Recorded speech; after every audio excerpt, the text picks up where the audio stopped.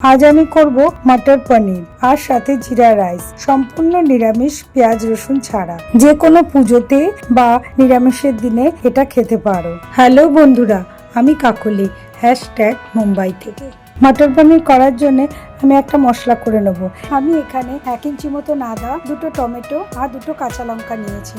ঝালটা তোমরা তোমাদের স্বাদ অনুযায়ী নেবে। ছোট ছোট করে কেটে নিয়ে মিক্সিতে আমি একটা পেস্ট বানিয়ে নেব। এবার আরেকটা পেস্ট বানিয়ে নেব।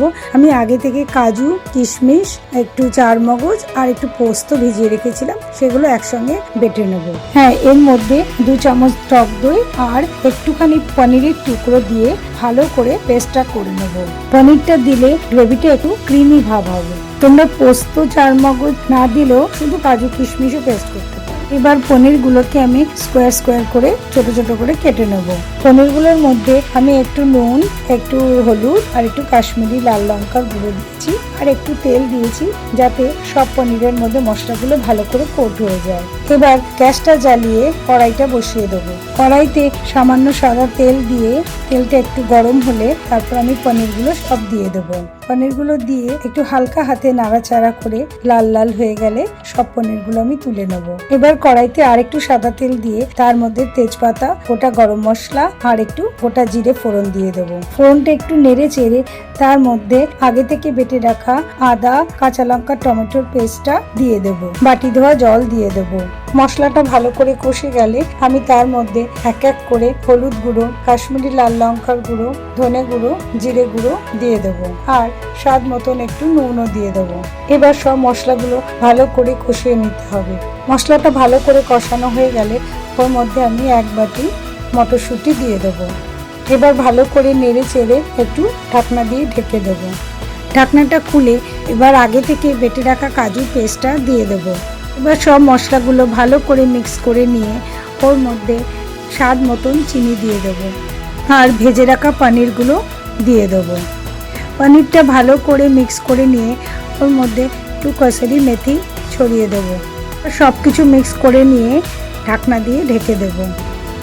এবার গ্রেভিটা ফুটে উঠলে ঢাকনাটা খুলে ওর মধ্যে 2 চামচ ঘি দিয়ে দেবো আর 1 চামচ গরম মশলা ছড়িয়ে দেবো আর গার্নিশের জন্য অল্প ধনেপাতা ছড়িয়ে দেবো।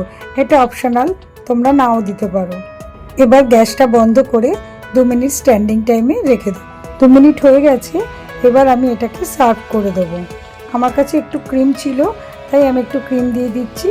এটা অপশনাল, তোমরা দিতেও পারো, নাও দিতে পারো, কোনো অসুবিধে নেই। আমার মটর পনির একদম রেডি টু সার্ভ।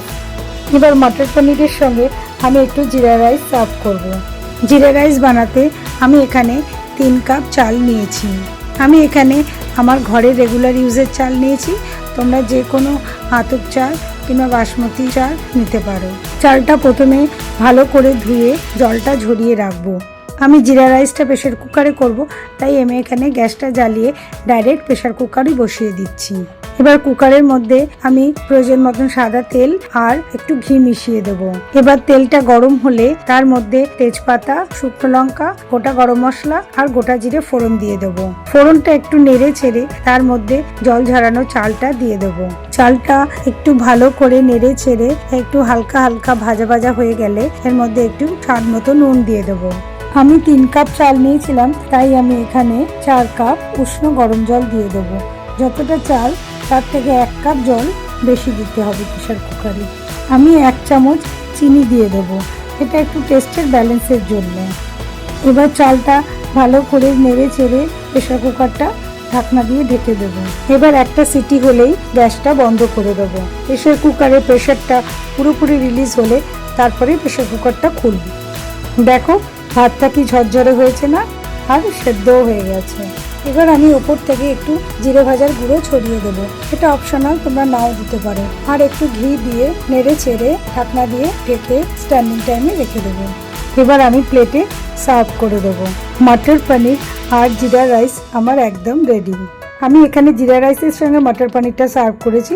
তোমরা রুটি, পরোটা, লুচি যে কোনো কিছুর সঙ্গে মটর পনিরটা খেতে পারো।